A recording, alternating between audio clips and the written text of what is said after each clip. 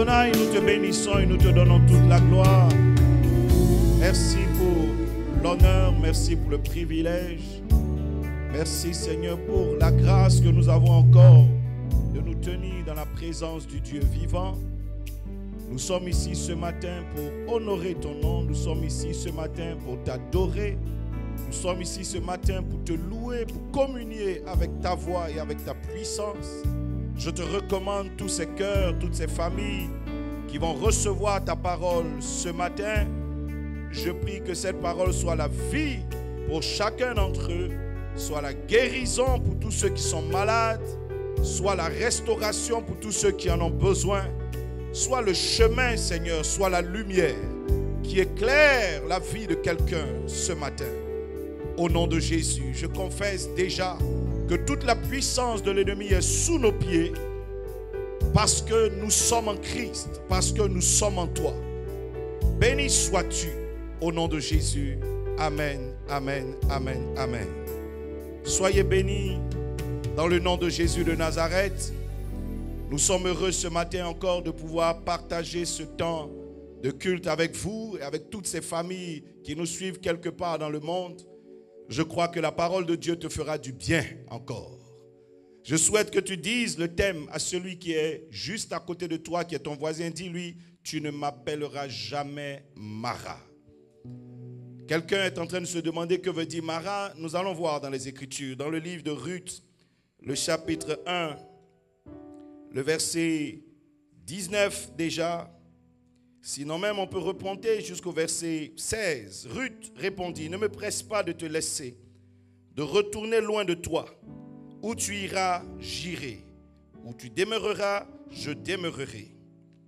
Ton peuple sera mon peuple et ton Dieu sera mon Dieu. Où tu mourras, je mourrai. Et j'y serai enterré. Que l'Éternel me traite dans toute sa rigueur, si autre chose que la mort vient à me séparer de toi. Naomi, la voyant, décidée à aller avec elle, cessa d'insister auprès d'elle. Elles firent ensemble le voyage jusqu'à leur arrivée à Bethléem. Et lorsqu'elles entrèrent dans Bethléem, toute la ville fut émue à cause d'elles. Et les femmes disaient, est-ce là Naomi? Elle leur dit, ne m'appelez pas Naomi, appelez-moi Mara, car le Tout-Puissant m'a rempli d'amertume. J'étais dans l'abondance à mon départ, et l'Éternel me ramène les mains vides. Pourquoi m'appelleriez-vous Naomi, après que l'Éternel s'est prononcé contre moi, et que le Tout-Puissant m'a affligé?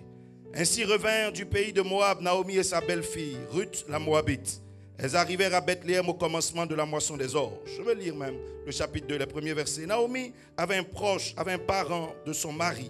C'était un homme puissant et riche de la famille d'Elimelech et qui se nommait Boz. Ruth la Moabite dit à Naomi, laisse-moi, je te prie, aller glaner des épis dans le champ, de celui aux yeux duquel je trouverai grâce. Elle lui répondit, va, ma fille. Dernier verset. Elle alla glaner dans un champ derrière les moissonneurs, et il se trouva par bonheur que la parcelle de terre appartenait à Boz, qui était de la famille d'Elimelech. Voici ici l'histoire de Naomi. Et quelqu'un est en train de dire dans son cœur, tu ne m'appelleras jamais Mara. Voyez, Naomi ici veut dire douceur. Cette belle histoire où il n'y a même pas un pasteur qui intervient. Il n'y a aucun prophète qui intervient dans le livre de Ruth. Aucun pasteur. Mais Dieu continue d'agir. Dieu continue de se manifester.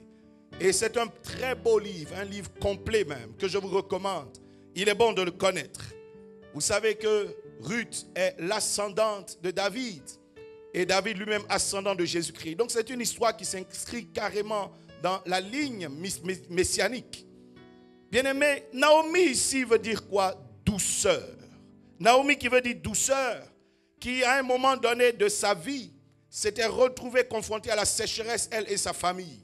Elimelech étant son mari, elle avait 2 fils, Machlon et Kiljon, et ils ont dû se déplacer à cause de la sécheresse. Ils sont allés chercher refuge quelque part. Et ils ont choisi la terre de Moab. Moab était une terre, on pourrait dire spirituellement maudite, d'autant plus que Moab a été fondée par Lot et ses filles suite à un inceste. Les filles de Lot ont couché avec leur père Et l'enfant qui est né d'une d'entre elles s'appelait Moab. Et la tribu des Moabites est née. Voyez, donc ce n'est pas une très bonne histoire sur le plan spirituel. Donc ce n'était pas dans cette ville qu'il fallait aller chercher refuge. Mais à cause d'un problème, à cause d'une difficulté, il s'est trouvé que Naomi et sa famille ont fait mouvement vers Moab. Et quand on lit les Écritures, on voit qu'ils descendirent vers Moab. Donc spirituellement parlant, ils ont chuté. Spirituellement parlant, ils sont descendus. Bien aimé, quelles que soient les difficultés que tu as, il ne faut pas que tu rétrogrades. Il ne faut pas que tu descendes. Quelquefois, les choix que nous faisons nous conduisent vers les profondeurs. Il faut au contraire faire des choix qui nous font avancer dans la vie. Il faut des choix qui nous permettent d'évoluer. Rappelez-vous de cet homme dans l'histoire du bon Samaritain. On dit un homme descendait de Jérusalem à Jéricho. Jérusalem étant la ville sainte. Jéricho, vous connaissez l'histoire, c'est une ville difficile. À chaque fois qu'on nomme Jéricho dans les Écritures, c'est un problème. Ou bien c'est des forteresses à dégager, ou bien c'est la mort, ou bien à tout moment, c'est toujours difficile. Et ici, justement, cet homme, en partant faire ses affaires, la Bible dit il est descendu de Jérusalem à Jéricho. Vous savez, quand vous voulez faire quelque chose, vous voulez faire un projet, ou ce projet vous fait avancer, ou ce projet vous fait descendre. Vos choix vous aident à monter ou au contraire, vos choix vous aident à régresser. Je souhaite que tu ne fasses pas les mauvais choix, surtout dans cette période où nous nous trouvons, cette période de confinement, cette période de maladie, cette période difficile. Nous prions que l'Esprit de Dieu soutienne tous nos gouvernants, soutienne tous nos médecins, soutienne tous ceux qui décident et même alors les chefs et les dirigeants de famille. Ne faites pas de mauvais choix que vous allez regretter. Justement, Elimelech et sa famille ont fait un choix. Et ce choix a été catastrophique. Il s'est trouvé qu'à Moab, Naomi, la femme, l'épouse, a perdu son mari, donc Elimelech. Ensuite, elle a perdu son premier fils et elle a perdu son dernier fils. Voici donc que Naomi se retrouve seule, se retrouve veuve. Non seulement veuve, mais elle a perdu tous ses enfants. Voilà pourquoi lorsque cette Naomi remonte vers Bethléem, remonte vers son peuple, elle dit ne m'appelez plus Naomi qui veut dire douceur parce que ma vie n'est plus douce. Appelez-moi au contraire Mara qui veut dire amertume, qui veut dire douleur, qu'on peut traduire par frustration. Naomi était en train de traverser cette phase difficile de sa vie. Et visiblement, Naomi ne supportait pas la phase qu'elle traversait. Vous savez, la vie n'est pas comme un plateau.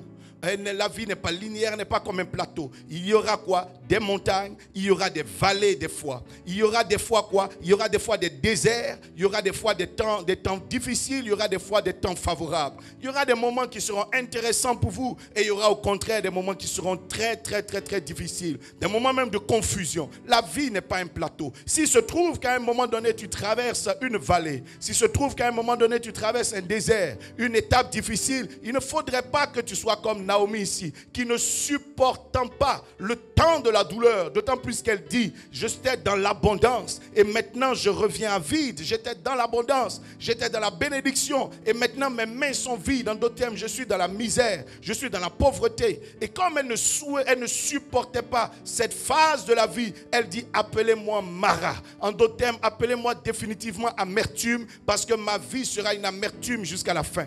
Vous savez, la vie appartient à ceux qui en supportent toutes les phases bonnes et les phases mauvaises, les phases difficiles, les phases intéressantes, les phases qui sont agréables et celles qui sont moins agréables. La vie appartient à ceux qui en supportent toutes les phases. Il y a un temps pour rire, il y a aussi un temps pour pleurer.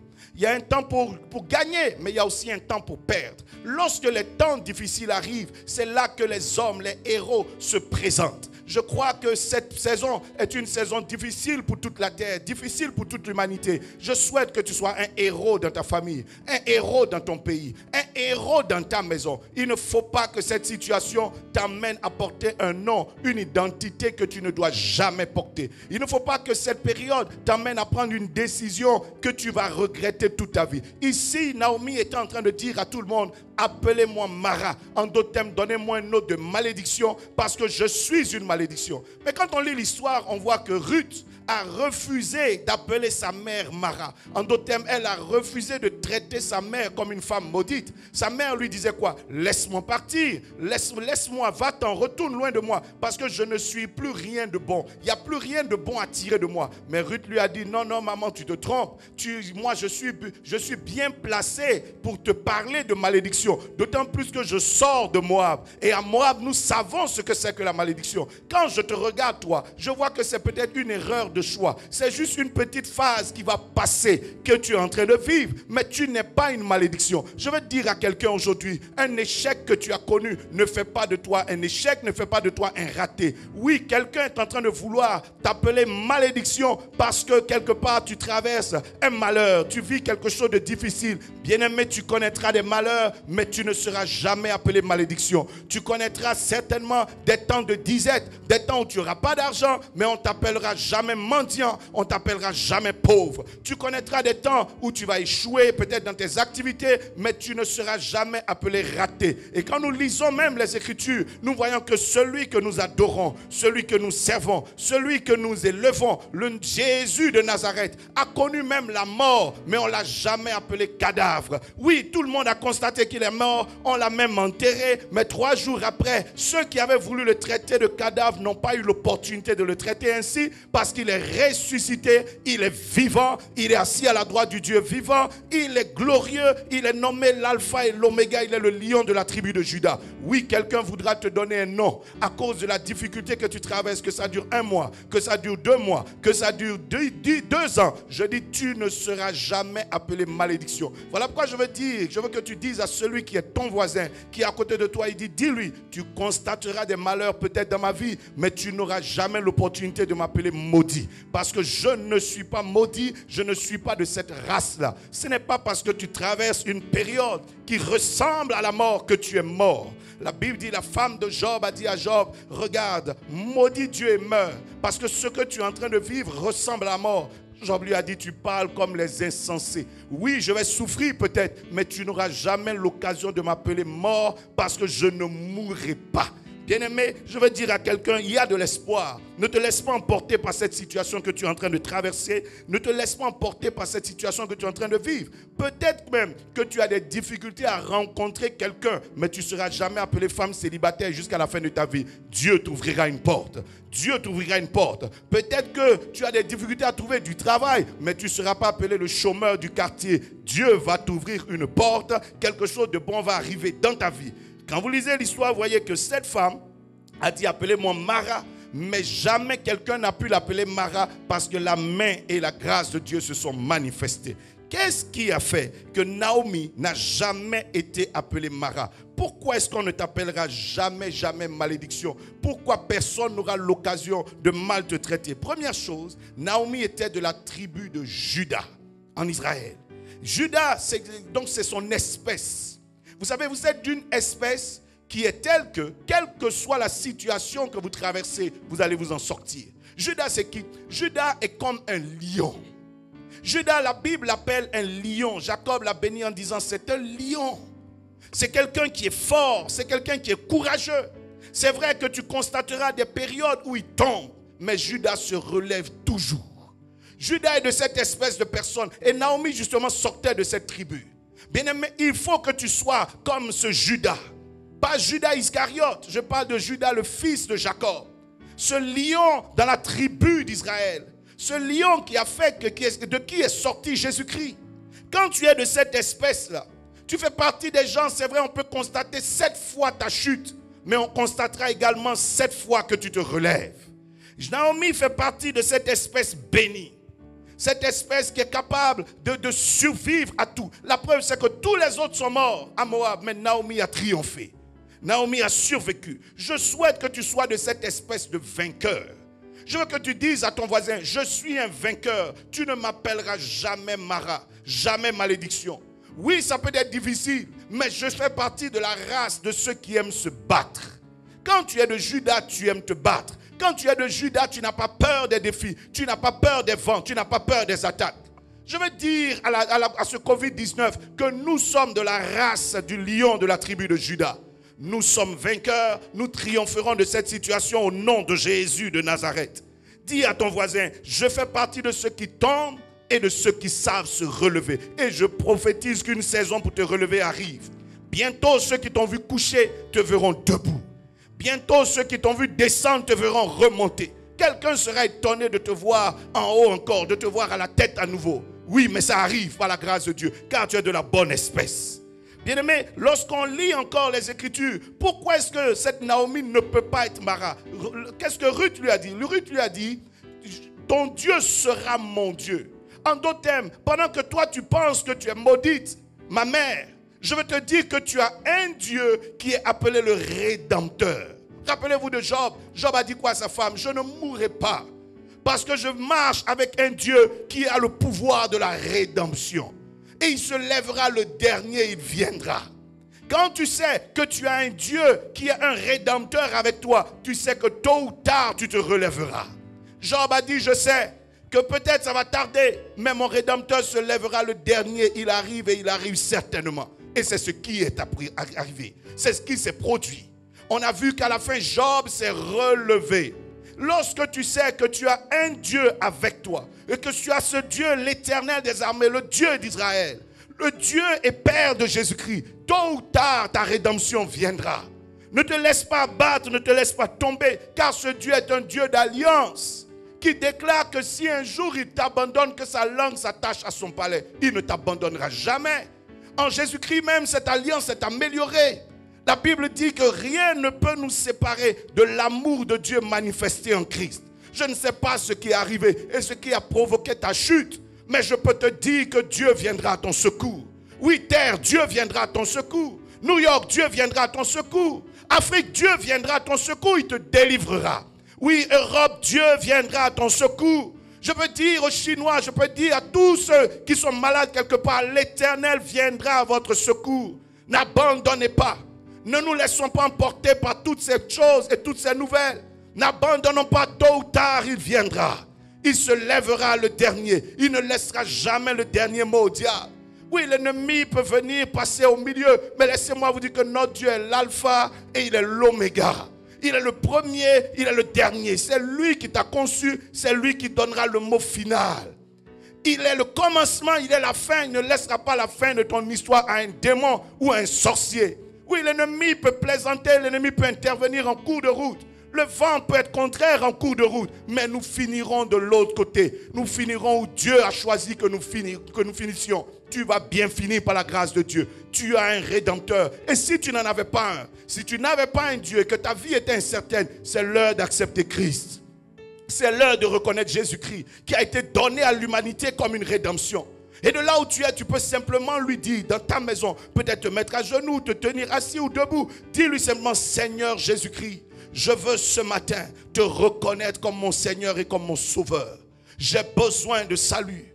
Je n'y arrive pas par mes forces. Je n'y arrive pas par mon intelligence. Et les hommes ne peuvent plus rien pour moi. Mais j'ai entendu que tu es le Sauveur et je crois cela. Viens à mon secours. Lave-moi par ton sang. Purifie mes fautes. Lave-moi par ton sang et par ton amour. Et accorde-moi, je t'en prie, dans le nom de Jésus, la grâce de recevoir ton esprit. Et que je marche comme un vainqueur. Que je marche comme quelqu'un qui a triomphé de la mort, triomphé de la malédiction, triomphé de la maladie au nom de Jésus. Et si tu as fait cela, la paix est en toi et Dieu. Je te dis la vérité, tu verras la rédemption venir. Tu verras le secours de l'Éternel arriver. N'abandonne pas. Et Ruth, Naomi justement faisait partie de ces personnes qui avaient cette alliance avec Dieu. Jamais Dieu ne t'abandonnera. Lisons un peu les Écritures. Nous verrons qu'un malade était à Bethesda. Ce malade n'avait pas d'espoir. D'autant plus que pour guérir, il fallait qu'il tombe le premier dans l'eau lorsque l'ange descendait. Donc c'était une course qu'il fallait faire. Et ce malade-là était paralysé. Comment est-ce qu'un homme paralysé peut courir avec des gens qui ne le sont pas? Il était sans espoir, aucune possibilité. 38 ans au bord de cette eau. Mais là, il dit, un jour, il y a eu un rédempteur qui passait par là. Jésus-Christ passa par là et cet homme se releva. Ton jour arrive. Le jour de ta rédemption arrive. Oui, l'ennemi peut travailler pendant 10 jours. Il peut travailler pendant 30 jours. Mais il ne peut pas annuler le jour de ta délivrance. Il ne peut pas changer le plan de Dieu pour toi. Quand on lit l'histoire de Bartimée, c'était pareil. Ce monsieur était au bord du chemin, au bord de la vie. Rien ne bougeait dans son histoire. Mais un jour, la Bible dit Christ est passé par là. Je prophétise que ton jour soit dans cette semaine. Dans le nom de Jésus de Nazareth. Que ton jour ne tarde pas. L'Éternel arrive vers toi. Que cette semaine soit remplie de bénédictions pour toi. Qu'un plan de restauration atteigne ta vie, atteigne ta famille. Quelqu'un sera délivré. Quelqu'un sera libéré. Un miracle entrera dans ta maison au nom de Jésus. Tu verras sa gloire. Tu n'achèveras pas ce mois d'avril sans que Dieu n'ait visité ta maison. Dis amen et récupère cette bénédiction. Un jour arrive. Quand on lit la Bible, on voit même que cette femme qui avait commis l'adultère était sur le point d'être lapidée. Elle avait besoin d'un sauveur, de quelqu'un pour l'aider. Ceux qui voulaient la lapider l'ont conduite vers Jésus-Christ et lui ont demandé, voici ce que dit la loi de Moïse. Il faut que de telles femmes soient lapidées, mises à mort. Mais la Bible dit à la dernière minute, cette femme a vu sa rédemption venir. Christ a posé la question à tous ceux qui voulaient lapider en leur disant que celui qui n'a jamais péché, jamais commis de faute, qu'il soit le premier à lapider cette femme. Et tout le monde est parti. Cette femme a connu sa rédemption. Je ne sais pas qui t'accuse. Je ne sais pas qui veut te lapider. Je ne sais pas qui est en train de te lapider de toutes sortes de paroles et d'injures et de calomnies. Le Rédempteur viendra. Ta tête se relèvera bientôt. Bientôt tu triompheras de tous tes ennemis. Bientôt tu verras la gloire de Dieu. Bien-aimé, pourquoi est-ce que Naomi ne peut jamais être appelée Mara? Pourquoi toi aussi on ne t'appellera jamais malédiction? Troisième chose, la grâce de Dieu accompagnait Naomi. La grâce accompagnait Naomi. Naomi n'était pas une femme errante, n'était pas une femme seule. La grâce de Dieu était sur sa vie. La grâce de Dieu. Voici quelque chose de très important pour toi. Le ciel était ouvert au-dessus de Naomi. Peut-être que quand Naomi était en train de se plaindre, elle ne savait pas ce que la grâce pouvait apporter à son histoire. Quand vous lisez la fin du livre de Ruth, vous voyez que Naomi est devenue bien plus heureuse qu'auparavant. Elle qui croyait qu'elle était dans l'abondance a découvert qu'il y avait un autre type d'abondance que Dieu prévoyait pour elle. Et sa vie est devenue nettement plus heureuse, nettement plus joyeuse. Je crois dans le nom de Jésus que tu fais partie de cette race que la grâce accompagne. Et que la grâce de Dieu remplisse ta maison. Que la grâce de Dieu remplisse ta vie. Que la grâce de Dieu remplisse ta famille au nom de Jésus. La grâce de Dieu est capable de faire quoi? De te donner des solutions là où il n'y en a pas. Pourquoi Naomi disait appelez-moi Mara? Mais parce qu'elle ne voyait aucune solution possible. Aucune délivrance possible. Personne d'entre nous n'a envie qu'on le traite de maudit. Personne d'entre nous n'a envie de se donner ce nom. Mais si Naomi elle-même dit appelez-moi Mara, c'est parce que quand elle regarde à l'horizon, à gauche, à droite, elle ne voit aucun espoir, aucune voie de sortie. Mais notre Dieu est le Dieu de la grâce. Il est le patron de la grâce. Il est le chef de la grâce. Il est capable d'ouvrir un chemin là où il n'y en a pas. La mer Rouge va devenir un chemin pour toi parce que la grâce t'accompagne. Tu verras même dans le désert une orientation pour toi. Il ferait pour toi un chemin dans le désert où tout le monde dit c'est terminé, tu es parti pour la mort. Tu verras un chemin se dresser devant toi parce que tu marches avec le patron de la grâce. Rappelez-vous de Sarah, la femme d'Abraham. La Bible dit que cette Sarah était stérile, non seulement stérile, mais elle était vieille. Âgée, elle avait 89 ans, en plus d'être stérile. C'est fini, on ne parle plus de toi. Même quand on a dit à Abraham, ta femme aura un enfant, il s'est mis à rire. Elle-même, Sarah, a ri lorsque Dieu lui a dit qu'elle aura un enfant. Parce que ce n'est même plus possible. Mais la grâce a trouvé une voie pour que cette femme conçoive. Je ne sais pas à quel niveau tu es et à quel stade tu es. Mais si tu peux dire Amen, Amen, Amen 3 fois dans ta maison, que la grâce de Dieu te surprenne. Que la grâce de Dieu descende sur toi. Que la grâce t'ouvre une porte. Que la grâce te bénisse au nom de Jésus. Que la grâce te relève. Tu es sur le point de voir la gloire de Dieu se manifester dans ta vie. Tu es sur le point de voir Dieu arriver dans ton histoire. Oui, j'ai vu le Saint-Esprit intervenir à plusieurs reprises dans la vie de certaines personnes. Tu te demandes, mais comment Dieu s'est arrangé? Parce que c'était dit impossible, on ne croyait plus à ça. C'était fini, l'histoire de cette personne était terminée. Mais Dieu a ouvert une porte. Dieu a créé une porte. La grâce de Dieu a créé une connexion inattendue à Ruth. Quand Naomi lui disait va, elle n'imaginait même pas que Ruth aurait pu rencontrer quelqu'un. La grâce est capable de te connecter à des personnes. La grâce dispose des choses en ta faveur. Elle dispose les cœurs en ta faveur. Est-ce que Ruth était carrément le contraire de la richesse? Mais c'est cette Ruth qui va rencontrer Boaz. au milieu de toutes les filles d'Israël, c'est celle-là, cette Moabite, cette fille dite maudite, c'est elle qui va épouser le grand Boz. C'est elle qui va devenir l'ascendante de David. La grâce est capable de te prendre à la dernière place et te faire asseoir à la tête. Qui aurait pu croire que Jacob allait devenir quelqu'un? Lorsque la grâce tombe sur toi, tu ressembles à qui? Tu ressembles à quelqu'un pour qui on n'a aucun plan. Son père n'avait aucun projet pour lui. Isaac n'avait aucun plan d'avenir pour lui. On n'avait aucune place pour lui, on ne l'a pas prévu dans cette affaire de bénédiction. Mais c'est Jacob qui a été béni. La grâce lui a trouvé une place. La grâce t'a positionné. Je dis à quelqu'un, ils ne vont pas penser à toi, mais c'est toi qui vas prendre ce poste. Ils ne vont pas penser à toi, mais c'est toi qui vas rafler cette bénédiction. Ils ne vont pas faire aucun programme en comptant sur ta personne, mais c'est toi qui vas récupérer cet honneur. Rappelle-toi de David, lorsqu'il s'est retrouvé face à Goliath. Qui aurait cru qu'un jeune homme de 17 ans, en plus un berger, aurait pu un jour avoir tous ses honneurs et même devenir le gendre du roi? On ne pensait pas à lui, mais la grâce pense à toi. Je suis en train de dire à quelqu'un, au moment où tu désespères, la grâce t'attend. La grâce attend que tu te relèves. La grâce attend que tu viennes.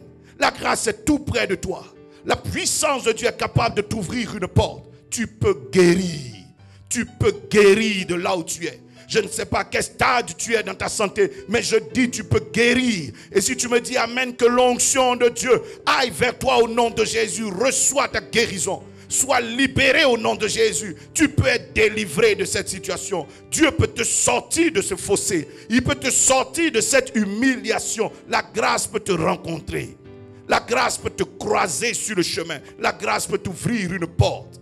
La grâce peut te bénir. Reçois-la au nom de Jésus. Simplement dis au Seigneur, j'appelle ta grâce dans ma vie. Oh Dieu, souviens-toi de moi. J'appelle ta grâce dans ma vie. Je sais que j'ai besoin de toi. Je n'y arrive plus et il n'y a même plus d'espoir. Mais la grâce vient à mon secours. Et si tu as fait cette prière, que Dieu te bénisse. Bien-aimé, quand nous lisons les Écritures, on peut comprendre quoi encore? Pourquoi est-ce que cette Naomi a eu la grâce de Dieu dans sa vie? Pourquoi est-ce que la grâce même des fois se positionne pour quelqu'un? Parce que tu as une destinée glorieuse. En vérité, c'est cet avenir glorieux auquel tu es appelé qui pousse le diable à t'attaquer de cette manière. S'il n'y a rien de bon en toi, l'ennemi ne se lèvera pas. S'il n'y a rien de bon en toi, tu ne verras aucun vent se déchaîner. Je veux dire à la terre, nous sommes sur le point de passer à une étape glorieuse. À une étape prévue par Dieu, une étape de gloire. L'ennemi attaque. La hauteur des attaques, la puissance des attaques détermine, nous indique également ce que Dieu veut faire. Quand il y a une grâce, on voit des Hérodes se lever. On voit des puissants se lever. Juste pour un bébé, comment est-ce qu'un homme, un roi peut envoyer toute son armée? Mais parce qu'il y a un avenir glorieux qu'on veut empêcher. Quelqu'un a peur de ce que tu vas devenir. Le diable a peur de ce que tu peux devenir dans les années qui arrivent. Voilà pourquoi il veut t'étouffer d'avance. Voilà pourquoi il veut t'arrêter d'avance. Qui pouvait savoir que cette Ruth, cette Naomi, allait réussir à donner naissance à un grand roi comme David? Et le salut de l'humanité était là, était en train de se jouer là. Voilà pourquoi le diable attaquait. Mais quelles que soient ses attaques, il est vaincu au nom de Jésus. Notre Dieu est plus que vainqueur. Bien-aimé, n'abandonne pas cet avenir que Dieu veut te donner. Ne te suicide pas. Ne laisse pas l'ennemi triompher de toi quand une grande prophétie est sur toi. Quand il y a une grande prophétie, il y a une grande attaque, il y a un grand vent. Mais même si la prophétie semble tarder, elle s'accomplira certainement. Elle viendra. Ne laisse pas l'ennemi tuer ce projet que tu as en toi. C'est parce que tu as un grand projet, un projet d'avenir, un projet qui peut aider plusieurs, un projet qui peut sauver l'humanité, que l'ennemi veut t'étouffer, t'arrêter. Ne te laisse pas avoir. La grâce de Dieu viendra à ton secours. Quand les hommes auront tout fermé, comme on a fermé tout devant Moïse, on le déclarait même mort, Dieu viendra à ton secours et ce projet se manifestera. Ce projet de délivrance de ta famille, de délivrance de ta nation, de délivrance de ton continent, de ta génération, oui, tu le mettras en œuvre et Dieu sera glorifié. Et la puissance de Dieu triomphera de la puissance de l'ennemi au nom de Jésus. Que quelqu'un dise, la grâce de Dieu est sur moi. Elle est sur ta tête. Le psalmiste a dit, quand il y a des adversaires, je ne crains rien.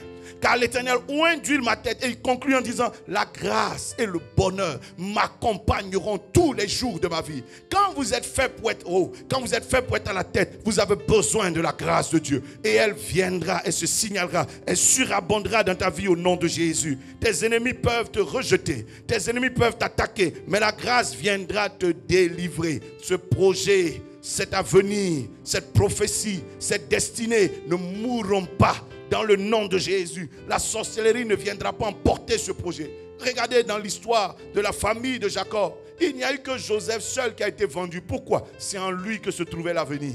Généralement, lorsque tu es quelque part et que c'est toi qu'on attaque le plus, c'est parce qu'on t'a déjà repéré. On sait déjà, quand on lit ton étoile, on sait déjà que la grandeur est en toi. On sait que la délivrance de cette famille repose sur toi. Si on arrive à t'avoir, toute ta famille plonge. Si on arrive à t'avoir, toute ta génération plonge. Mais Dieu te gardera. Dieu te préservera. Que l'Éternel délivre les Joseph de nos familles, les Joseph de nos nations, les Joseph de notre génération. On les combattra, mais Dieu les délivrera. Que la grâce se signale pour toi, dans le nom de Jésus de Nazareth. Pourquoi est-ce que cette Naomi ne peut jamais t'appeler Mara? Pourquoi quelqu'un n'aura jamais l'occasion de t'appeler d'un nom de malédiction? Parce que tu fais partie de ce genre de personnes qui savent se réveiller. Naomi fait partie de ces personnes qui, à un moment sombre, peut-être s'endort, mais se réveille spirituellement. La Bible dit, elle se leva un jour, comme Ruth s'est levée. Elle dit, maman, je pars. C'est vrai, nous avons vécu toute cette période de douleur où nos parents, où nos maris sont morts. Mais maintenant, levons-nous et changeons l'histoire. Ceux qui savent se lever peuvent changer leur histoire. Quand l'ennemi est en train de t'accabler, il n'espère pas que tu te lèves un jour. Il fait tout pour te dire, c'est fini, tu abandonnes tout, tu es découragé. Mais quand il y a en toi ce sursaut, et qu'un matin Dieu peut te parler comme à Josué, Moïse est mort, mais lève-toi, réveille-toi. Rappelez-vous de Anne. Anne faisait partie de cette tribu de Juda. Et la Bible dit quoi? Anne a souffert longtemps dans la douleur, dans la frustration. Pénina, sa rivale, Pénina, son adversaire, espérait que Anne ne se réveille jamais. Mais la Bible dit un matin, Anne se leva. Et je veux croire que ce jour est arrivé pour toi, où tu peux te lever dans ta maison. Et même si tu es assis en train de m'écouter, je veux que tu te tiennes debout et dis, je me lève au nom de Jésus. Je me lève contre cette tempête. Je me lève contre cette maladie. Je me lève contre cette sorcellerie. Je me lève contre ce problème. Je me lève contre cette pauvreté. Je me lève contre ce lien. Je me lève contre cette malédiction. Et si tu te lèves avec ton Dieu, tu feras des exploits. La Bible dit, elle s'est réveillée, elle s'est décidée et elle a vu la gloire de Dieu. Lorsque Naomi essayait de repousser Ruth, qu'est-ce que la Bible dit? La Bible dit, la voyant décidée à aller. Quand vous êtes un homme, une personne qui peut se lever dans cette décision, l'avenir se trace devant vous. Ce n'est pas aux résolutions de vos ennemis que dépend votre avenir. L'avenir dépend de toi, dépend de tes décisions. Voilà pourquoi l'ennemi veut tout faire pour que tu restes découragé, pour que tu restes abattu. Mais ce matin, il est vaincu. Car voici la parole que Dieu te donne. Lève-toi, mon fils. Lève-toi, ma fille. Et je serai avec toi. La Bible dit, lorsque Josué s'est levé, Dieu était avec lui. Lorsque Anne s'est levée, la réponse est venue automatiquement. Lorsque Anne s'est levée, l'exaucement est venu automatiquement. Lorsque Anne s'est levée, elle a vu la gloire de Dieu se manifester. Elle a pris le dessus sur ses ennemis. Bien-aimé, je veux que de ta maison où tu es, tu dis, je me lève au nom de Jésus de Nazareth. Plus jamais cette maladie n'aura de victoire dans ma vie. Plus jamais ce problème n'aura raison de ma maison. Plus jamais ce problème n'aura raison de moi au nom de Jésus. Tu vaux plus que tu imagines. Tu as en toi quelque chose de fort, un grand potentiel. Est-ce que Anne savait qu'elle avait en elle ce qu'il fallait pour traiter cette situation pendant qu'elle pleurait? Pendant que tu pleures, il y a en toi ce qu'il faut. Le héros est caché en toi. Il y a celui que Dieu a mis en toi. Rappelez-vous de Jérémie, qu'est-ce que Dieu dit à Jérémie? Avant que je t'eusse formé dans le sein de ta mère, je te connaissais. Je connaissais qui? Je connaissais un prophète. Je connaissais quelqu'un qui vient de Dieu. Je connaissais quelqu'un qui était de la race de Dieu. Je connaissais un héros qui était en toi. Ne laisse pas le monde étouffer cet héros. Ne laisse pas le monde détruire ce personnage. Lève-toi et demain sera une heure nouvelle. Quand tu sais te ressaisir, tu sais te décider, l'avenir se trace. Quand tu sais te lever en prière, la puissance de Dieu se manifeste. La Bible dit que Ruth est venue prier sa mère. Laisse-moi partir. C'est ici le signal de la prière. Quand quelqu'un à un moment donné se rend compte que rien ne va, que les hommes ne sont pas prêts à t'aider, Naomi est rentrée, personne n'était venu à son secours. Il y avait ce proche parent Boaz qui a entendu que Naomi est venue, mais qui n'est jamais venu lui rendre visite, qui n'est jamais venu l'aider, qui n'est jamais venu lui proposer son secours. Des fois, vous savez, vous espérez que les hommes viennent, vous ne les verrez pas. Mais lorsque les hommes ne viennent pas, votre Dieu attend votre cri. Votre Dieu attend que vous vous leviez dans la prière. Il est capable de répondre. Et la Bible dit, la prière a sauvé cette famille. Lève-toi dans la prière. Arrête de regarder, de critiquer. Regarde, personne ne m'aime, personne ne m'aide. Arrête de penser que tu es maudit. Lève-toi dans la prière et tu verras la gloire de ton Dieu. La Bible dit le jour où Bartimée a crié, il s'attendait à ce que les hommes l'aident, personne ne l'a aidé. Mais quand il a poussé son cri de foi, il a vu Jésus-Christ s'arrêter. Oh, je vois une gloire s'arrêter sur toi. Je vois une bénédiction s'arrêter sur toi. Je vois une faveur s'arrêter sur toi. Je vois un miracle s'arrêter sur toi au nom de Jésus. Lève-toi dans ta foi, par exemple. Ne laisse pas l'ennemi t'abattre. Ce n'est pas parce que tu as échoué une fois, deux fois, trois fois que tu ne croiras plus. Lorsque Ruth avait vu tous ses décès, elle avait vu tous ses problèmes arriver, toute cette misère, mais elle continuait de croire en l'avenir. Elle dit, il y a une grâce qui peut se manifester. Elle continuait de croire qu'il y avait de l'avenir pour elle. Elle disait à sa mère, ton Dieu sera mon Dieu. C'est une conjugaison future. En d'autres termes, maman, il y a un avenir. C'est vrai qu'aujourd'hui, nous n'avons pas vu Dieu, mais nous le verrons demain. Elle dit, ta maison sera ma maison. En d'autres termes, nous aurons une maison. Nous aurons une gloire. Nous aurons une histoire encore. Nous serons encore une référence en Israël. Bien-aimé, continue de croire. Ne laisse rien casser ta foi. Ne laisse rien toucher ta foi, quels que soient les signes extérieurs que tu vois. On verra des signes de malédiction, mais tu ne seras jamais malédiction. Tu porteras, c'est vrai, des vêtements peut-être déchirés. Quelqu'un va croire que tu es mendiant, mais tu n'es pas mendiant. Tu es d'une espèce royale qui traverse une phase difficile. Tu es un futur prince qui traverse une phase difficile. Tu es une princesse qui traverse une phase difficile, mais bientôt on te verra sur le trône comme Esther. Bientôt on te verra en haut comme David.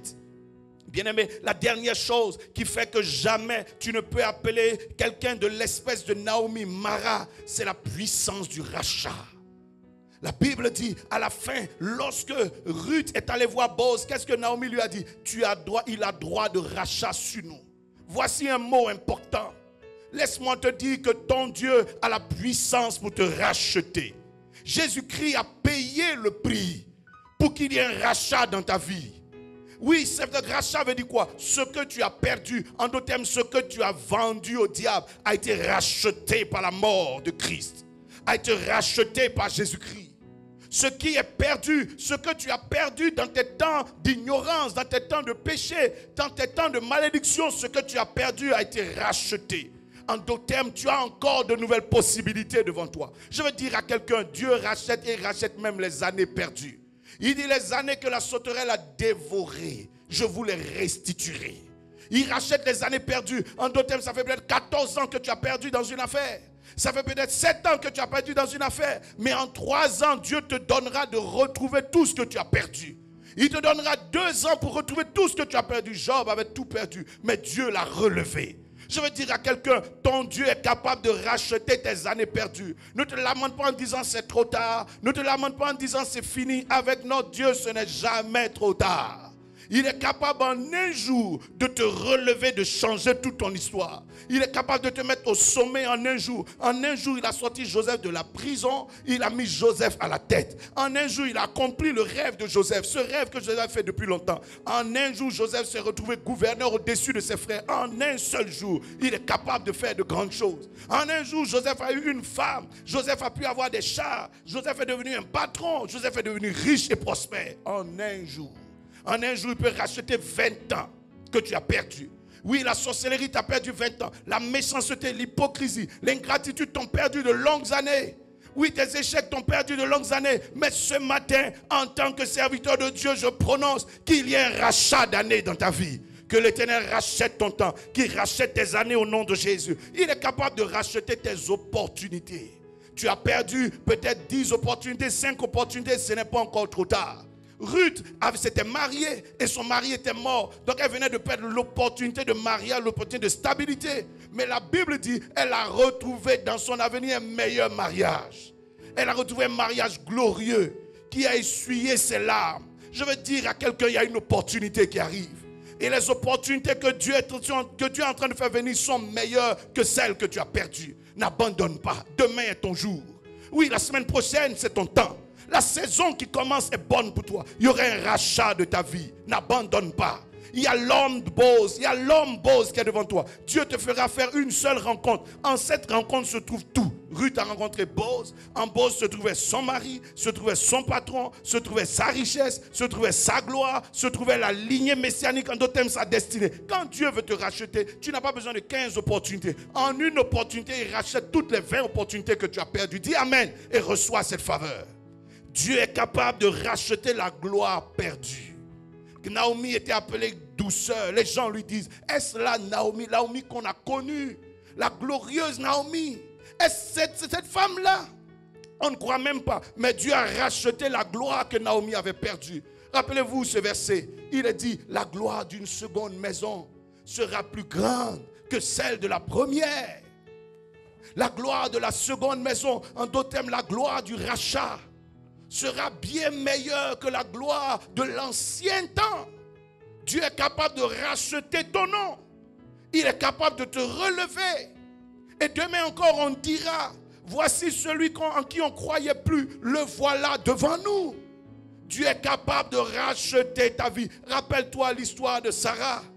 Sarah était une belle femme. Mais imaginez-vous lorsqu'elle était stérile et qu'Abraham a dû partir avec elle. Qu'est-ce qu'on disait dans sa région? Oh, Abraham n'a pas eu d'enfant. Mais la Bible dit un jour, il s'est trouvé que Eliezer, le serviteur d'Abraham, est revenu au pays. Et il dit, je suis venu chercher une femme pour le fils d'Abraham. Les gens se demandaient, mais de quel enfant tu parles? Il dit, Sarah, dans sa vieillesse, a donné un enfant par la grâce de Dieu à Abraham. Quelle gloire! Dieu va relever ton histoire. Oui, je parle à nos nations, Dieu nous relèvera. Je parle à nos pays, Dieu nous relèvera. Afrique, Dieu te relèvera. La grâce de Dieu se manifestera. Il y a une gloire qui se signale. Je dis à tous ces continents qui sont aujourd'hui en train de s'écrouler sous cette histoire de Covid-19, Dieu nous relèvera. Continuons à garder espoir, levons les yeux vers le Rédempteur. Il vient et il vient certainement. Il ne change pas. Il est le même hier, aujourd'hui, éternellement. Israël a été humilié pendant 400 ans sous la puissance égyptienne. Mais Dieu les a relevés lorsqu'il les a délivrés et il a fait éclater sa gloire. Il les a repositionnés dans la terre de leur père. Je dis à quelqu'un, Dieu va nous repositionner. Il va nous repositionner. J'appelle une nouvelle gloire dans ta vie. J'appelle une nouvelle saison dans ta vie. J'appelle une nouvelle faveur dans ta vie. Ceux qui t'ont vu dans la honte fermeront leur bouche au jour de ta restauration. Au jour où Dieu va te relever, la gloire de ta seconde maison, la gloire de ta seconde saison sera plus grande que celle que tu as perdue. Si tu peux me dire amen, je déclare, tu ne seras jamais appelé Mara. Tu ne seras jamais appelé malédiction. Tu ne seras jamais appelé échec. Tu ne seras jamais appelé humiliation. Tu ne seras jamais appelé pauvre. Tu ne seras jamais appelé le maudit de la famille. Jamais, car ton Dieu te relèvera. Dis amen très fort à celui qui est à côté de toi et dis-lui, tu m'appelleras au contraire bénédiction. Tu m'appelleras espoir de la famille. Tu m'appelleras visitation divine de la famille. Tu m'appelleras grâce dans cette famille. Ruth, que personne ne considérait. Même Naomi lui disait, retourne vers tes dieux, parce que je ne sais plus ce que tu peux m'apporter, et moi aussi je ne sais plus ce que je peux t'apporter. Cette Ruth est devenue l'espoir, non seulement de Naomi, mais également l'espoir de tout Israël. Lorsque Goliath menaçait Israël, lorsque Goliath insultait Israël, c'est de Ruth qu'est sorti le David qui a ramené la gloire, qui a ramené l'honneur. Lorsque la terre tout entière était en train de croupir sous le péché et que la mort était certaine, la condamnation était certaine, le Jésus de Nazareth qui est né, ce rejeton de Ruth, est celui qui a redonné l'espoir. Il est rentré dans la tombe. Il est allé là où le diable est en train de nous conduire. Il a brisé la mort. Il a détruit la malédiction. Il en est ressorti vainqueur. Et aujourd'hui, toutes les dates sont en son nom. Et je déclare au nom de Jésus que la gloire de ta seconde maison sera plus grande. Je veux prier avec vous ce matin. Je veux prier avec vous dans le nom de Jésus. Bien-aimé, si Naomi a été appelée un jour Mara, c'est à cause de la sécheresse. Tu vas élever ta voix là où tu es. Et je prie avec toi que le vent de la sécheresse qui est en train de vouloir sécher ta vie, qui est en train de vouloir sécher tes affaires, sécher tes finances, sécher ta santé, que ce vent de sécheresse s'arrête au nom de Jésus de Nazareth. Que la puissance de Dieu vienne à ton secours. J'appelle une moisson dans ta vie. J'appelle une moisson nouvelle dans ta vie au nom de Jésus. Je déclare que la malédiction qui était en Moab et qui a touché cette Naomi, afin que Naomi devienne ce qu'elle était devenue, comme une risée, que le type de malédiction, que cette malédiction soit brisée sur toi. Tu ne seras pas lié à vie. Dieu déclare que les liens tombent au nom de Jésus, que toute malédiction dans ton sang, toute malédiction prononcée sur toi, toute malédiction dans ta famille, toute malédiction sortant de ta région soit brisée au nom de Jésus de Nazareth. La mort précoce a endeuillé cette femme. Je déclare qu'il n'y aura plus de mort précoce dans ta famille. Que la mort par maladie, la mort par attaque, la mort par accident, par agression, que la mort précoce disparaisse au nom de Jésus. Tes affaires ne mourront pas tôt. Tes projets ne mourront pas tôt. Tes enfants, tes parents ne mourront pas tôt au nom de Jésus. Que tout programme que l'ennemi a mis en place pour arrêter le cours de ta vie avant le temps que Dieu a prévu soit avorté, voué à l'échec. Je déclare que l'esprit de la pauvreté qui a ruiné Naomi, ce dévoreur, soit chassé de ta vie. Dans le nom de Jésus, que tout ce qui était déjà tombé sous son contrôle soit récupéré par la puissance de Dieu. J'appelle la grâce sur toi. J'appelle la grâce sur toi. Que Dieu incline les cœurs en ta faveur. Que Dieu te donne de nouvelles opportunités. J'appelle un miracle dans cette semaine. Que la puissance de Dieu positionne un miracle. Que lundi soit un jour rempli de miracles. Mardi rempli de miracles. Mercredi rempli de faveurs. Jeudi rempli de miracles. Ton témoignage arrive vendredi. Le salut de Dieu, la restauration se présente à toi samedi. Dimanche, nous célébrerons et nous louerons Dieu dans le nom de Jésus de Nazareth. Tu t'appelleras bénédiction. C'est dans le nom de Jésus que j'ai eu du plaisir à partager ce temps de culte avec vous. Célébrons ensemble le Seigneur. Gloire à Dieu.